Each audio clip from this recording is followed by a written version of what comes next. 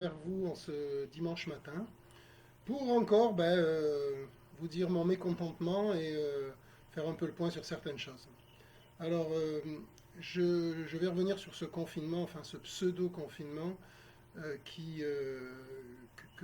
personnellement je ne comprends pas. Je pense que vous êtes beaucoup dans le même cas que moi.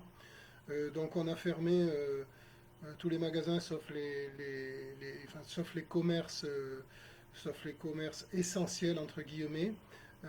Voilà, moi je vois à côté de chez moi euh, des magasins qui pour moi ne sont pas essentiels, qui restent ouverts, comme par exemple les magasins d'optique, les magasins de téléphonie, Decathlon, la Fnac, Darty, j'en passe. Et bon, personnellement, je ne comprends pas. Je ne comprends pas cet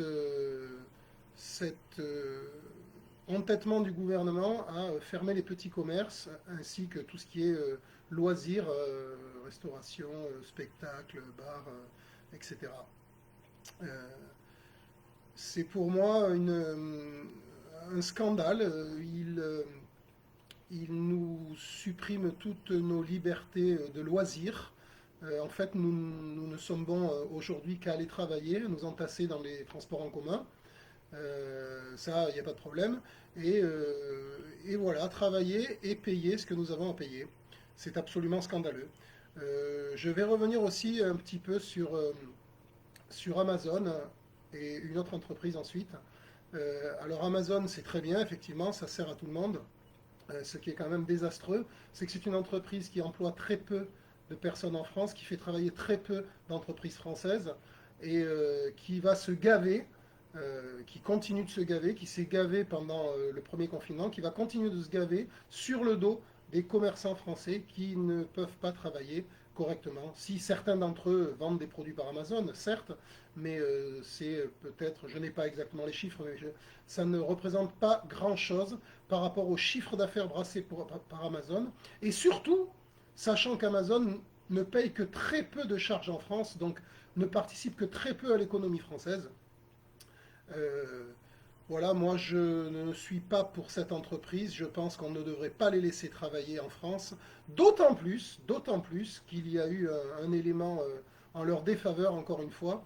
Le ministre de l'économie, enfin le gouvernement français a essayé de négocier avec eux pour pouvoir déplacer le Black Friday, donc qui est, je crois, à la fin novembre, pour pouvoir le déplacer d'une semaine au moins, sachant que dans notre calendrier actuel, il est prévu de réouvrir, d'alléger le confinement au 1er décembre et peut-être de réouvrir certains commerces. Donc le fait de décaler ce Black Friday euh, d'une semaine, donc au début décembre, aurait peut-être permis, si nous réouvrons certains magasins, aurait permis à ces magasins de bénéficier de cette promotion. Eh bien, Amazon s'est opposé à cela. Alors ça me met sur le cul, je suis désolé, mais alors sur le cul je suis, parce que comment le ministre de l'économie et notre gouvernement demandent l'autorisation à Amazon de déplacer le Black Friday? Putain, c'est insupportable. Le ministre, il est ministre, le gouvernement, c'est le gouvernement, il décide que le Black Friday est déplacé, et Amazon il doit fermer sa gueule, hein, puis basta, quoi. C'est insupportable.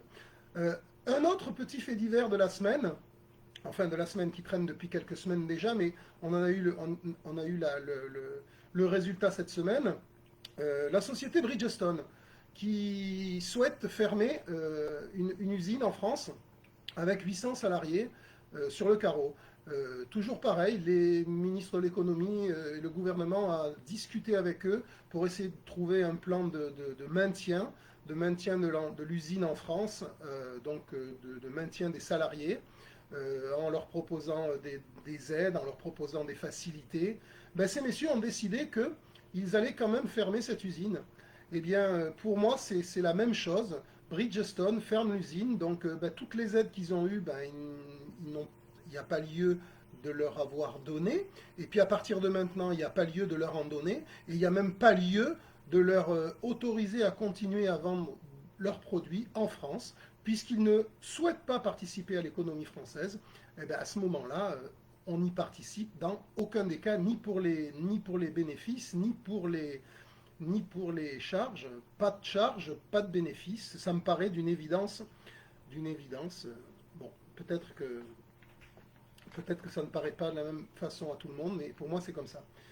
Bon, on va revenir sur donc, ce confinement. Donc, on demande toujours continuellement des efforts à la population pour une seule raison, parce que ce gouvernement de guignol que nous avons en France n'a pas été capable d'augmenter la capacité de lits en réanimation dans les hôpitaux. Voilà. Depuis avril, ils parlent d'une deuxième vague. Ils ont eu 6 mois pour éventuellement faire quelque chose. Et apparemment, nous sommes toujours à 6000 lits disponibles en réanimation en France. Alors, une autre petite chose que je ne comprends pas, c'est que les, les services de santé privés de France, donc les cliniques et services privés, ont mis à la disposition du gouvernement entre 4 et 6 000 lits de réanimation avec le matériel et le personnel.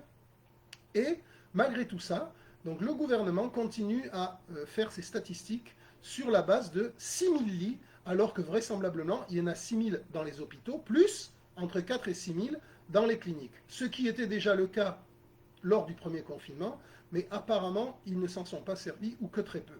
Alors voilà, où est le problème, si ce n'est de l'incompétence et de l'incapacité à réagir. Et alors à ce moment-là, on s'appuie sur le peuple qui vous a élu, enfin pas moi, hein, mais bon, qui vous a élu pour régler les problèmes. Je ne vois pas à quoi ils servent dans ces cas-là. Je vais revenir sur les fonctions d'un État. Nous sommes dans un État régalien.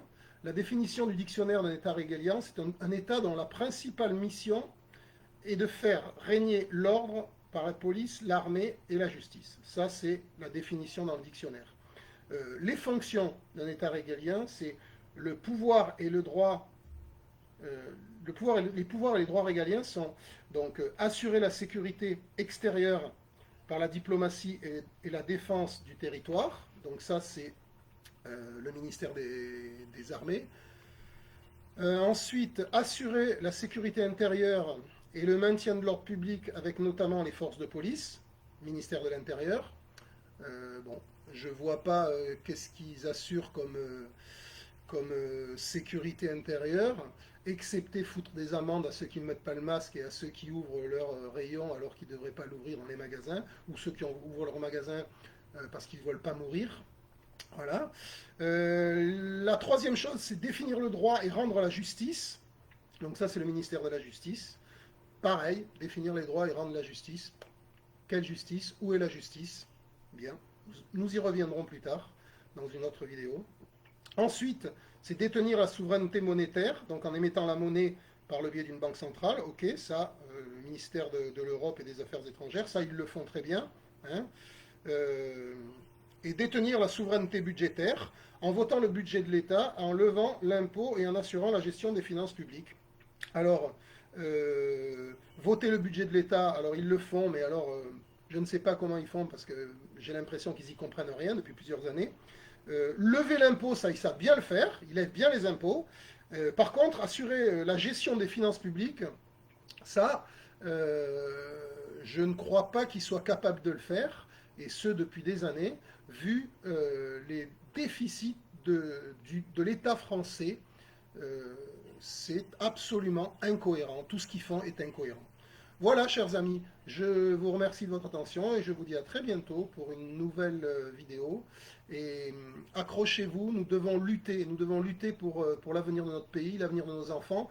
On ne doit pas se laisser faire, on ne doit pas être comme des moutons. Il faut faire des choses pour que cela change. Action, arrêtons les palabres, action.